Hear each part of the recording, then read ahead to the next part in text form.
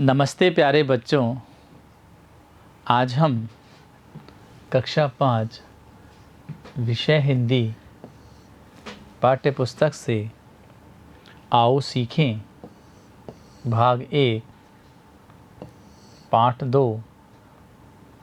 पाठ का नाम है मेहनत की कमाई। प्यारे बच्चों, इसका पार्ट 1 में हमने इस पाठ की सार और कठिन शब्द पढ़े थे।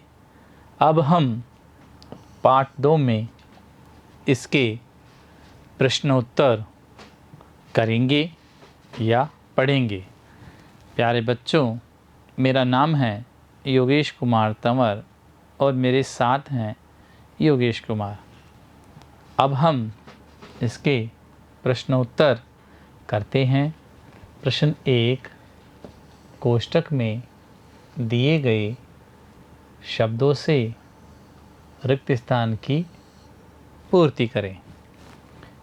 प्यारे बच्चों, ये कुछ शब्द दिए गए हैं जिनमें आपको उनसे चुनकर रिक्त स्थानों को भरते हैं। क्रोध, दुखने, माँ, बेटी, रोने, इन शब्दों में से चुनकर हम खालिस्तान की पूर्ति करेंगे। अ, बेटा खालिस्तान के पास जाकर खालिस्तान लगा।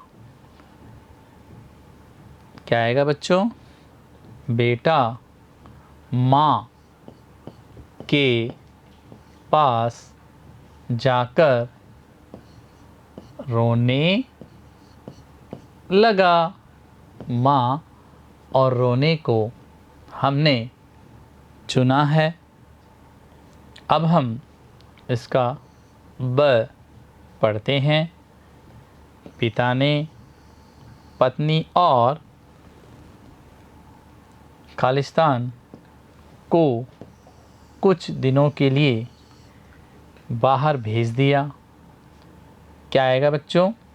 पिता ने पत्नी और बेटी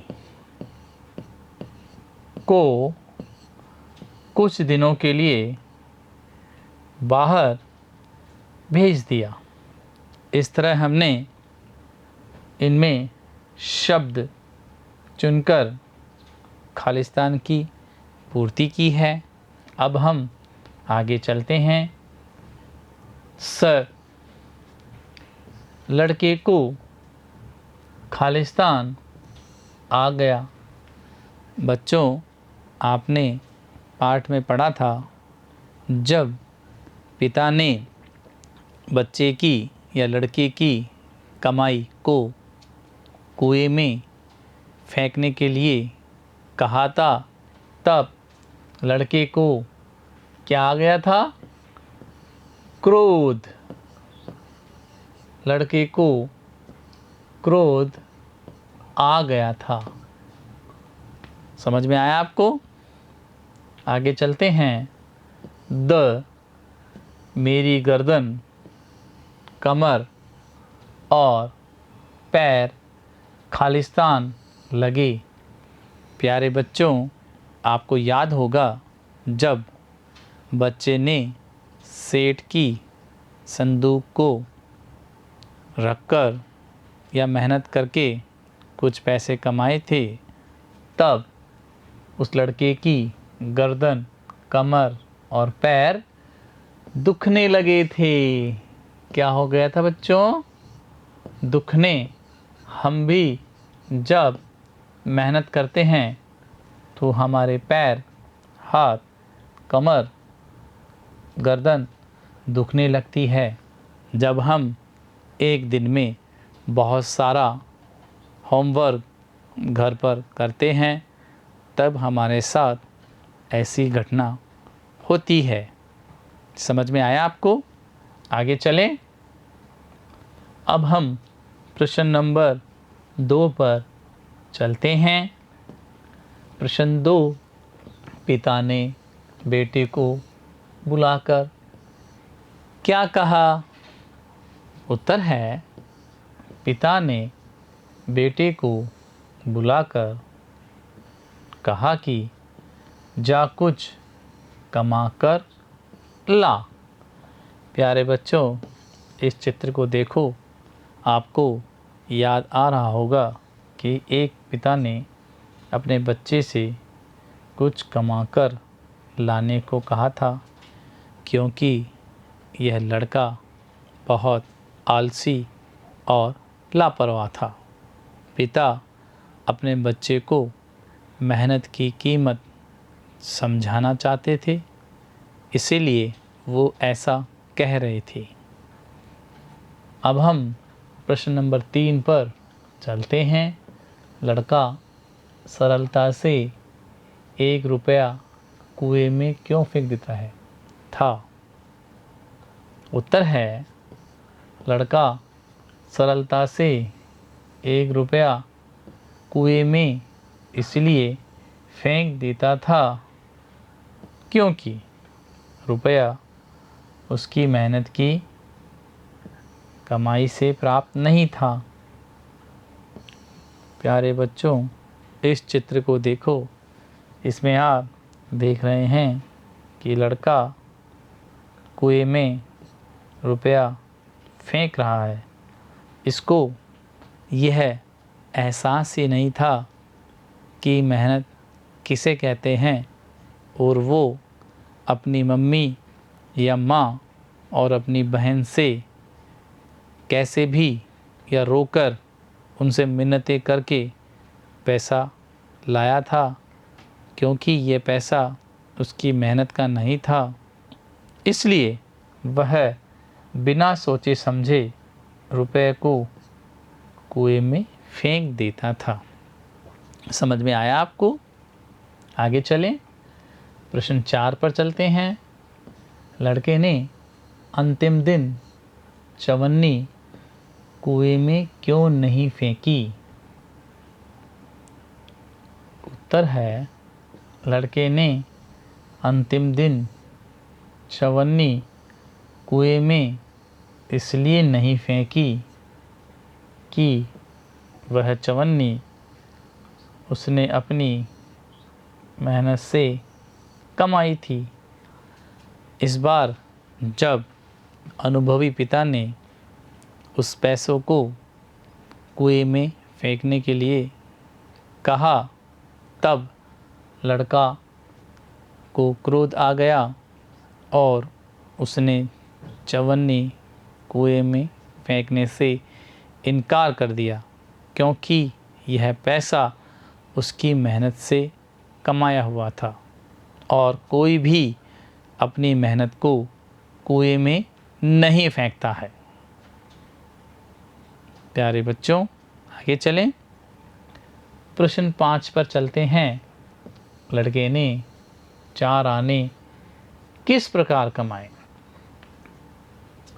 उत्तर है, लड़के ने एक सेठ का संदूक उठाकर उसके घर पहुंचा दिया, जिसके बदले में उसे 4 आने मजदूरी मिली।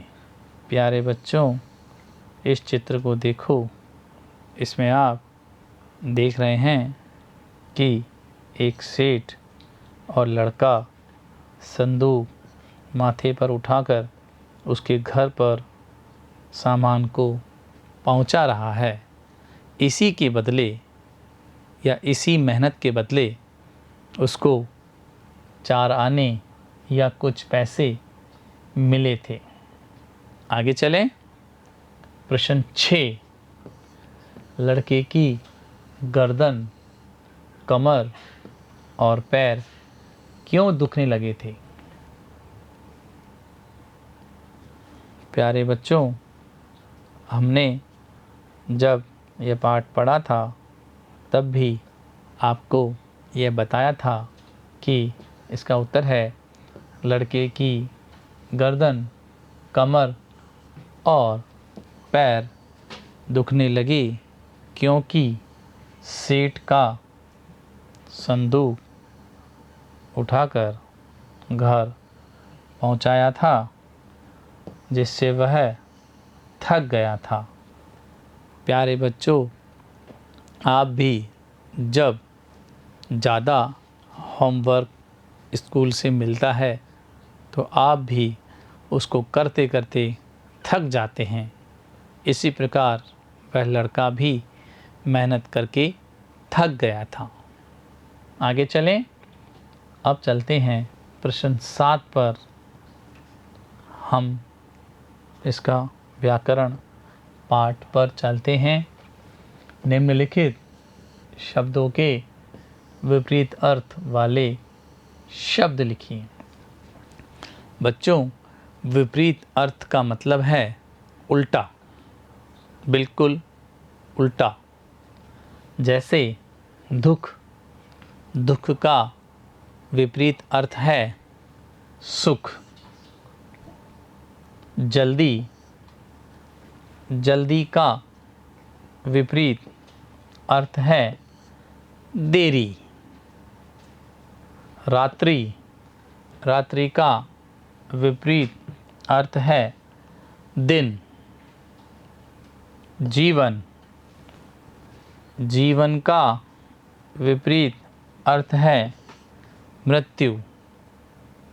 इस प्रकार हमने आपको भाग 1 में इस पाठ की सार या समरी और कठिन शब्द करवाए थे। अब हम इसका द्वितीय भाग में जो आपने अभी पढ़ा है उसमें मेहनत की कमाई पाठ के प्रश्नोत्तर और उसकी व्याकरण करवाई है। आपको यह पाठ अच्छी तरह से समझ में आ गया होगा। फिर भी आप इस पाठ को घर पर पढ़ें, लिखें और इसका बार बार वीडियो देखें। धन्यवाद बच्चों।